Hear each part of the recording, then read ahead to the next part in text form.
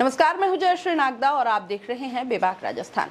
दोस्तों, क्या कभी मकान या जमीन जायदाद का मोह अपने बच्चों से ज्यादा हो सकता है? आपका जवाब शायद हाँ भी हो सकता है या शायद नहीं भी हो सकता है, लेकिन अमूमन देखा यही जाता है और माना यही जाता है कि माता पिता अपने ही बच्चों की जान जमीन जायदाद के लिए लेने पर आमादा तो नहीं होंगे। लेकिन ये कलयुग है, यहाँ कुछ भी हो सकता है। बदलते समय और परिप्रेक्ष्य में अब कोई चीज या कोई घटना हमें चौंकाती नहीं है। जोधपुर की एक घटना सामने आई तो इस बात की पुष्टि भी हो गई।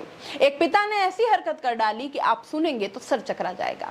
जोधपुर के सदर कोतवाली थाने के मकराना मोहल्ले में मकान को खाली करवाने के लिए 75 वर्षीय पिता ने अपने पुत्र और बहू पर पेट्रोल छिड़क कर तीली लगाने लगा। जैसे ही तीली लगाने लगा, पीछे से आकर उसके पोते ने पकड़ लिया। पुत्र ने पुलिस को सूचित किया। मौके पर पुलिस ने पिता को गिरफ्तार भी कर लिया। बहू ने ससुर के खिलाफ मामला दर्ज करवाया है। आरोपी ससुर को कोर्ट में आज पेश किया, जहां पर जुडिशियल कस्टडी में भेज दिया गया है।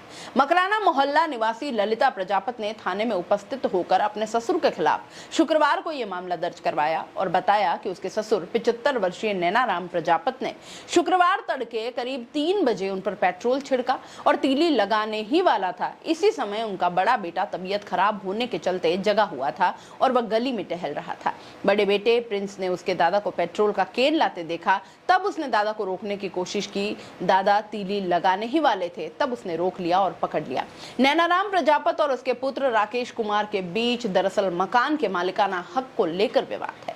राकेश अपनी पत्नी ललिता और पुत्र ऋतिक के साथ रात को मकान की दूसरी मंजिल पर सो रहा था और तड़के 3 बजे नैनाराम पेट्रोल से भरा एक डिब्बा लेकर मकान में आते हैं और सो रहे बेटे, बहू और पोते पर वो पेट्रोल छिड़क देते हैं। शरीर पर पेट्रोल गिरने से तीनों जाग गए और नैनाराम को माचिस की तीली लेकर खड़ा देखा। इतने में राकेश का बेटा प्रिंस मकान में आया और दादा नैनाराम को पकड़ लिया। राकेश व प्रिंस ने झीना झपटी कर माचिस व तीली नीचे गिरा दी। शोर होने पर पड़ोसी भी जाग गए और पुलिस को सूचना दी। एडीसीपी ईस्ट वीरेंद्र सिंह बताते हैं कि मौके से ही नैनाराम प्रजापत को गिरफ्तार कर लिया गया था। आगे कार्रवाई की जा रही है।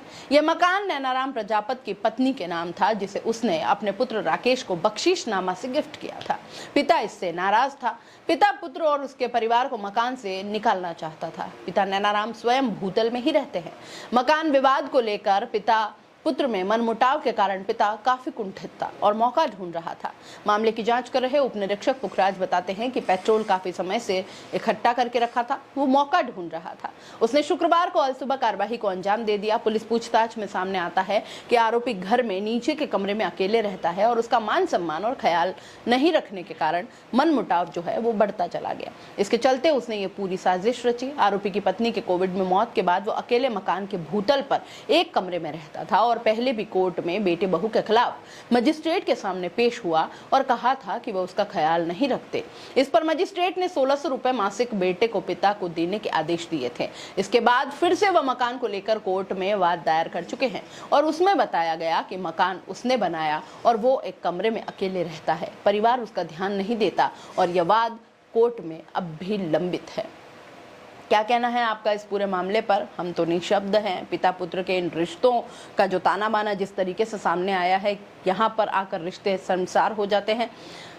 कोई भी कारण हो सकता है, लेकिन जान लेना किसी भी चीज़ का हल नहीं हो सकता है। हो सकता है बेटे बहू की गलती हो सकता है पिता की गलती हो, लेकिन ये जो पूरा सामने आया है मामला बहुत ज़्यादा चकित करने वाला है। इस पर आपका क्या कहना है?